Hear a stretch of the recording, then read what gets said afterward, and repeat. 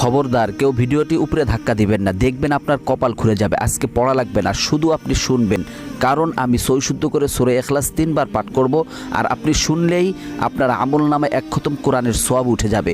তো চলুন শুরু করা যাক। তো শুরু করার আগে যদি ভিডিওটি ভালো লাগে অবশ্যই চ্যানেলটি সাবস্ক্রাইব, ভিডিওটি লাইক এবং ভিডিওটি শেয়ার করার অনুরোধ করছি। তো চলুন শুনে আসি 3 বার। বিসমিল্লাহির রহমানির রহিম।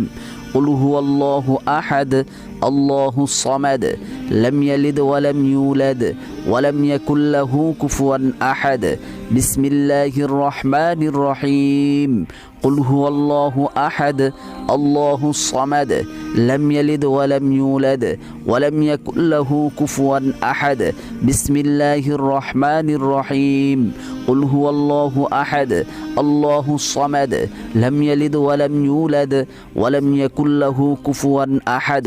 যারা শুনেছেন তাদের আমলনামায় 1 খতম কোরআনের সওয়াব উঠে গিয়েছে।